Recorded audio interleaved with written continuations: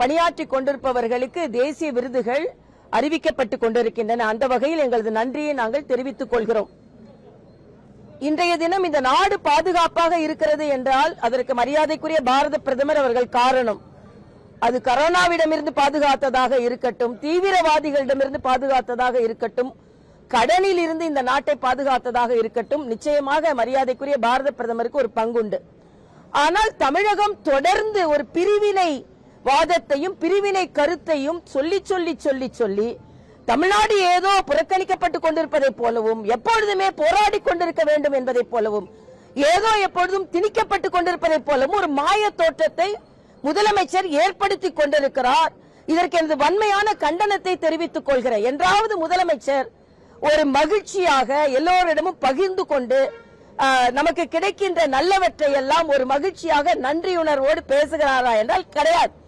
எப்ப பார்த்தாலும் ஏதோ சண்டை போட்டுக்கிட்டு, ஏதோ அழுத்தத்தில் இருப்பதை போல, ஏதோ தியாகியை போல பேசிக் கொண்டிருக்கிறார். இன்றைய காலகட்டத்தில் ஒரு முதலமைச்சராக தேர்ந்தெடுக்கப்பட்டால் அதற்கான பணி அவர்கள் ஆற்றத்தான் செய்ய வேண்டும். ஆனா தமிழ்நாட்டுக்கு உழைக்கிறேன் நிச்சயமாக யாரெல்லாம் வாக்களிக்கிறார்களோ அவர்களுக்கு நாம் உழைத்துத்தான் ஆக வேண்டும். ஆனா இன்று பன்முகத்தன்மையை கொண்டாடுகிறோம் என்று சொல்லும் முதலமைச்சர் நிச்சயமாக பன்முகத்தன்மையை கொண்டாடுவது இல்லை. மரியாதைக்குரிய தர்மேந்திர பிரதான் அவர்களை எல்கேஜி மாணவர் எனக்கு PhDக்கு பாடம் எடுக்கலாமான்னு கேட்கிறார். புதிய கல்விக் கொள்கை என்பது இந்தி திணிப்பு கிடையாது, மொழி மட்டுமே அதன் கொள்கை கிடையாது. புதிய கல்விக் கொள்கை என்பது மிக மிக digital classroom, developmental activities in the education, ஆக வகுப்பறையில் இருந்து உலக தரத்திற்கு மாணவர்களை உயர்த்துவது. இதை ஒரு மொழி பிரச்சனைக்குள்ளே சுருக்கி தமிழக மாணவர்கள் அதனால் பலன் பெறாத அளவிற்கு முதலமைச்சர் செய்து கொண்டிருக்கிறார். முதலமைச்சரோட பதற்றம் எல்லாம் உதயநிதியை முதலமைச்சர் ஆக்குவதற்காகத்தான் இருக்கிறது. நான் கேட்கிறேன், இன்னைக்கு குடியரசு தினம், நான் ஆளுநராக இருக்கும் பொழுது இந்த கொடியேற்றுவது எனக்கு மறுக்கப்பட்டது. ஒரு பெண் என்ற காரணத்தால், தமிழகத்தை சார்ந்தவள் என்ற காரணத்தால் மறுக்கப்படும் பொழுது முரசொலியில் கொண்டாடி கடிதம் எழுதினார்கள், இவர்கள் கட்டுரை எழுதினார்கள். மரியாதைக்குரிய CP ராதாகிருஷ்ணன் அவர்கள் ஒரு தமிழர் என்ற வகையில் துணை குடியரசுத் தலைவராக எல்லா மாநிலங்களும் ஒற்றுக்கொள்ளும் பொழுது தமிழகம் ஒத்துக்கொள்ளவில்லை. இதை மக்கள் புரிந்து கொள்ள வேண்டும். ஆக மற்ற மாநிலங்கள் கொண்டாடினால் கூட தமிழர்களை முதலமைச்சர் கொண்டாடியதே கிடையாது. ஏனென்றால் அவர்கள் ஒற்றை நோக்கம், தன் குடும்பத்தை கொண்டாடுவதை விட்டுவிட்டு மற்றவர்களை கொண்டாடுவது அவரது நோக்கம் அல்ல.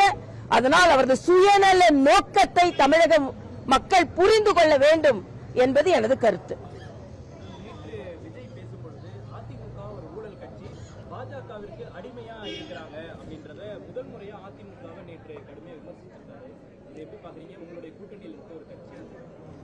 இல்ல தம்பி, விஜய்க்கு கொஞ்சம் அனுபவம் இன்னும் போதாது அப்படின்னு தான் நான் நினைக்கிறேன்.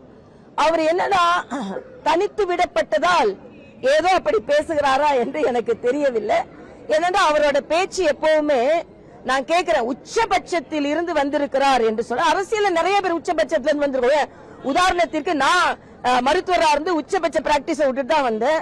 டாக்டருக்கு ஆக்டர் குறைஞ்சது கிடையாது, ஆக்டருக்கு டாக்டர் குறைஞ்சது கிடையாது. அதே மாதிரி தம்பி IPS அவர்களும் உச்சபட்ச பணியில இருக்கும்போது வந்தாங்க. எங்க டாக்டர் கிருபாநிதி உச்சபட்ச பிராக்டிஸ்ல இருந்தா வந்தாங்க. அதனால அரசியலுக்கு இது புதுது கிடையாது, அதுவும் பாரதிய ஜனதா கட்சிக்கு புதிய கிடையாது.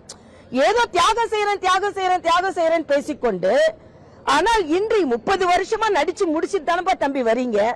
அதனால தம்பிக்கு கொஞ்சம் அனுபவம் பத்தாது. ஒரு சின்ன தம்பி பேசுகிறார் நான் எடுத்துக்கொள்ள முடியும். அவர் பேசுவதனால தேசிய ஜனநாயக கூட்டணி குறைந்து விட போவதில்லை. தேசிய ஜனநாயக கூட்டணி வெற்றி பெறும். இன்று உண்மையிலேயே போட்டி என்பது திமுக கூட்டணிக்கும் தேசிய ஜனநாயக கூட்டணிக்கும் தான். அதனால இன்று அவர் என்ன சொல்றாரு, கூடுதல் சக்தி வந்தால் அதோடு, இல்லை என்றால் தனி சக்தியாக அப்படின்றாரு. இப்ப கூடுதல் சக்தி அவரோட வருவதற்கு கூட பல பேர் தயாராக இல்லை. ஏனென்றால் அனுபவம் இல்லை அரசியலில் என்பதை அவர் புரிந்து கொள்ள வேண்டும்.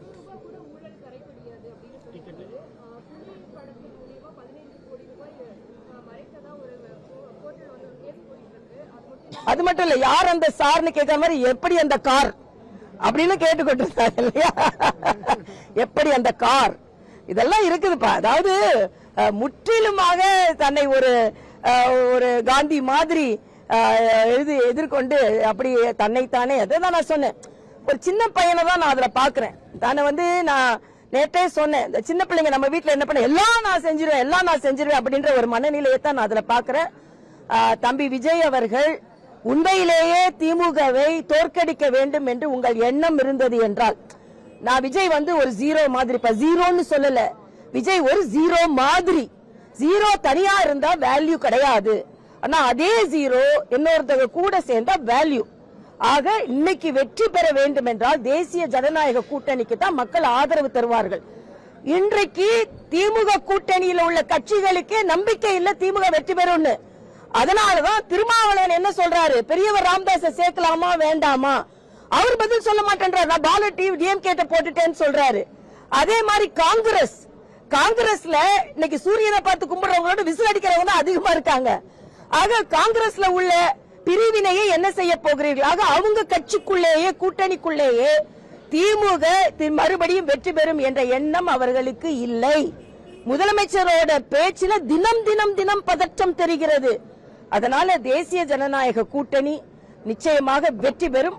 மரியாதைக்குரிய பாரத பிரதமர் வருவதை கேலியும் கிண்டலுமா பேசுறாங்க, தமிழ பேசுறத கேலியும் கிண்டலுமா பேசுறாங்க. தமிழக மக்களிடம் மாணவர்களிடம் நான் கேட்டுக்கொள்கிறேன், இன்னைக்கு இவ்வளவு பேசுறீங்களே இந்திய திணிக்கிறாங்கன்னு, காசியில் உள்ள மாணவர்களை தமிழ் கற்றுக்கொள்ள சொன்னார் பிரதமர் அவர்கள்.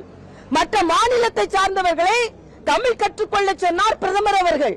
அது மட்டுமல்ல, நேற்றைய மன் கி பாத் என்று இத்தனை மாநிலங்கள் இருக்கிறது, அத்தனை மாநிலங்களை விட்டுவிட்டு தமிழ்நாட்டை சார்ந்தவர்கள் மலேசியாவில் இருக்கிறார்கள், அவர்களை நான் கொண்டாடுகிறேன் என்று சொல்கிறார். ஆக நீங்க எவ்வளவுதான் நிந்தனை செய்தாலும் மரியாதைக்குரிய பாரத பிரதமர் அவர்கள் நமது தமிழையும் தமிழ்நாட்டையும் அயலக தமிழர்களையும் கொண்டாடி கொண்டிருக்கிறார் என்பதை நாம் புரிந்து கொள்ள வேண்டும்.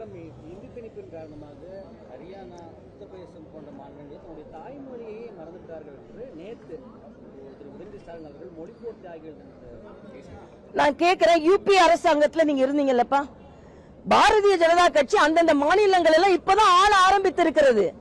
இதற்கு முன்னால அந்த மாநிலங்களை அதிக நாட்கள் காங்கிரஸ் தான் ஆண்டது. ஆக எல்லா மாநிலங்களிலும் உள்ள மொழியை நசுக்கியது காங்கிரஸ். அந்த காங்கிரஸோடு கூட்டணி வைத்துக் கொண்டு எப்படி நீங்கள் மொழி போரை பற்றி பேசுவீர்கள் என்பதுதான் எனது கேள்வி. உதயநிதிட்ட நான் கேட்கிறேன், இந்த மாநிலங்களை எல்லாம் அதிக நாட்கள் ஆண்டது யாரு? காங்கிரஸ். இந்திய திணிப்பினால் இங்கே உள்ள என்னொன்னு சொல்றேன், இந்த மொழிப்போர் தியாகிகளின் குடும்பங்கள் இன்று பரிதவித்துக் கொண்டிருக்கிறார்கள். அது என்னன்னா, உயிரிழந்தவர்களுக்கு மட்டும்தான் எல்லா சலுகையும் இந்த அரசு கொடுத்து கொண்டிருக்கிறது. அதில் பங்கெடுத்துக் கொண்டிருப்பவர்களுக்கும் எல்லா சலுகையும் கொடுக்கணும். ஏனென்றால் அதில் 12 பேர் உயிரிழந்த போது 3 பேருக்கு தான் திருமணமாயிருந்தது, 9 பேர் திருமணமாகாதவர்கள். ஆனா அந்த 3 பேருக்கு மட்டும்தான் சலுகை கொடுப்போம் என்று சொல்வது எந்த விதத்தில் நியாயம்? இன்னும் சொல்ல போனால் மொழிப்போர் தியாகிகளுக்கு கூட நல்லது நடக்க வேண்டும் என்றால் தேசிய ஜனநாயக கூட்டணி இங்கே வர வேண்டும் என்பது எனது கருத்து.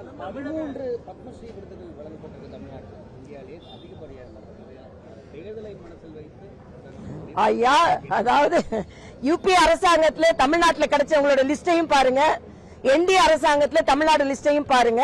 அதே மாதிரி தமிழ்நாடு ஊர்தி சேர்த்துக்கலன்னு சொல்லுவாங்க, சேர்த்துக் கொள்ளப்பட்டிருக்கிறது. அதற்கு என்ன நன்றியை சொல்லுங்க? இதான் நான் முதலமைச்சர் இருக்கிற ஒரு பாராபட்சத்தை நான் பார்க்கிறேன். தமிழ்நாட்டில் உள்ளவங்க பத்மஸ்ரீ கிடைச்சா அதுக்கு வாழ்த்து சொல்ல மாட்டாரு, தமிழ்நாட்டில் உள்ளவங்க குடியரசு துணைத் தலைவர் ஆனா அதுக்கு வாழ்த்து சொல்ல மாட்டாரு, தமிழ்நாட்டை சார்ந்தவர்கள் இன்னொரு மாநிலத்தின் கவர்னர் ஆனா அதுக்கு வாழ்த்து சொல்ல மாட்டாரு, தமிழ்நாட்டை சார்ந்த ஊர்தி மத்திய அரசால் அங்கீகரிக்கப்பட்டால் அதற்கு வாழ்த்து சொல்ல மாட்டாரு, தமிழ்நாட்டை சார்ந்தவர்கள் இதுவரைக்கும் இல்லாத அளவிற்கு 12 பேர் பத்மஸ்ரீ பத்மபூஷன் விருதுகளை பெற்றிருக்கிறார்கள், அதற்கு வாழ்த்து சொல்ல மாட்டார்கள். எல்லாம் தான் போராடிக்கிட்டே இருக்கணும் தன் மகனுக்காக என்பதுதான் இன்றைய கருத்தாக இருக்கிறது என்பது எனது கருத்து. அவர் திருப்பி சொல்லிக்கிட்டு, நாங்க திருப்பி சொல்லிட்டேன், ட்ரபிள் என்ஜின் சொல்லிட்டேன். அதனால டப்பா நான் என்ன கேட்கிறேன், ஒரு மாநிலத்தை ஆளுகின்ற உங்களுக்கே இந்த அளவிற்கு இருந்தது என்றால் 16 மாநிலங்கள் 17 மாநிலங்களை ஆட்சி செய்து கொண்டிருக்கிறார்கள். அது என்ன, மக்கள் தேர்ந்தெடுத்தார்கள் என்றால் மக்கள் தேர்ந்தெடுத்துதானே, பெரும்பான்மையான மக்கள் தேர்ந்தெடுத்துதானே பிரதமராக இருக்கிறார்கள். அதனால இந்த மோதல் போக்கை கடைபிடித்து மக்களை வஞ்சித்துக் கொண்டிருக்கிறார் முதலமைச்சர் என்ற நேரடியான குற்றச்சாட்டை நான் வைக்கிறேன். ஈகோ, நான் நிதி ஆயோக் கூட்டத்துக்கு போக மாட்டேன், பிரதமரை வரவேற்க போக மாட்டேன், ஆளுநர்கிட்ட சுமூகமான உறவை நான் மேம்படுத்த மாட்டேன், ஆனா நான் பாட்டுக்கு நின்று கொண்டிருப்பேன் என்றது எனக்காக என் குடும்பத்திற்காக என்ற சூழ்நிலையை தமிழக முதலமைச்சர் உருவாக்கி கொண்டிருக்கிறார் என்பதான் எனது கருத்து. என்னப்பா விஜய் தனித்து நின்றாலும் நான் தமிழகத்தில் வெற்றி பெறுவேன் அப்படின்னு சொல்றாரு. தமிழ்நாட்டில் தனித்து போட்டியிட்டா அவருடைய நிலை என்னவா இருக்கும்? உங்களுடைய ஒரு அட்வைஸ் தான் என்னவா? இல்ல, நான் ஏற்கனவே சொல்லிட்டேன் தம்பி, யார்கிட்ட சேர்ந்து இருந்தா அது வேல்யூ ஆகும். தனியா இருந்தா ஆரம்ப கால நிலை தமிழ்நாட்டில் உள்ள நடிகர்கள் முதலிலே வந்து அரசியலுக்கு வந்ததையும் அகில இந்தியாவில் அரசியல்கள் முதல்நிலையில வந்ததிலையும் உடனே, அதாவது என்டிஆர் எம்ஜிஆர் கம்பேர் பண்ண முடியாது. ஏன்னா அவங்க அரசியலோடு சேர்ந்து தனது வாழ்க்கையை மேம்படுத்தினார்கள். உடனே திரைப்படத்திலிருந்து வந்து உள்ள வந்து முதலமைச்சராக வருவது மிக மிக சிரமமான காரியம்.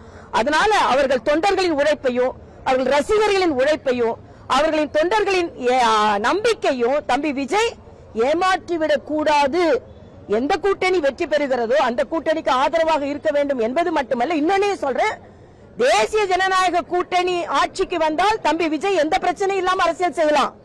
ஆனா திமுக ஆட்சிக்கு வந்தா கரூர் ஞாபகம் வச்சுக்கோங்க. அதனால அதையும் நீங்கள் சிந்திக்க வேண்டும் என்று நான் கேட்டுக்கொள்கிறேன்.